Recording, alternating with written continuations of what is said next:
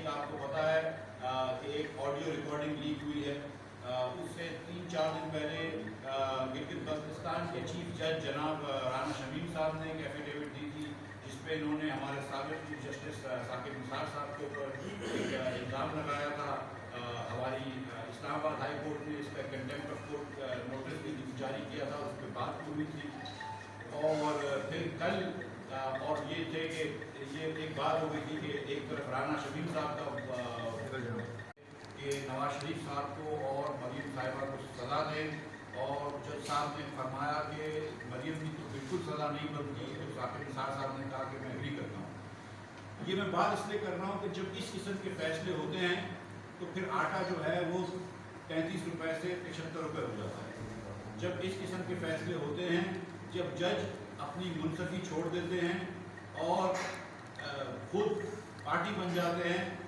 تو پھر اس کے بعد ایک پولیٹیکل ایکٹر بن جاتے ہیں، تو پھر چینی 53 روپے سے 120 روپے کی ہو جاتی ہے۔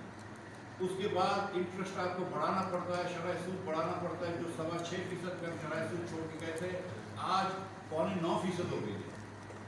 وہ 13.5% بھی لے کے گئے تھے۔ اس کے بعد آپ کو IMF کے چکر بار بار کاٹنے پڑتے ہیں، اور آج جو آپ نے انڈیپینڈنس دی ہوئی ہے IMF کے اسٹیٹ بینک آف پاکستان کو، وہ انڈیپینڈنس یہ نہیں ہے کہ پاکستان میں رہ کے انڈیپینڈنٹ کر دیا، بلکہ گورنر صاحب کو آپ نے کاسٹ پش ہے کہ دنیا میں مہنگائی ہو گئی ہے، کچھ اس کی وجہ سے، کچھ روپیہ ڈی ویلیو ہو گیا اس کی وجہ سے، اور کچھ ہمارے جو ATM صاحبان نے اپنی گنگا بہی ہے اس کی وجہ سے ہے مہنگائی۔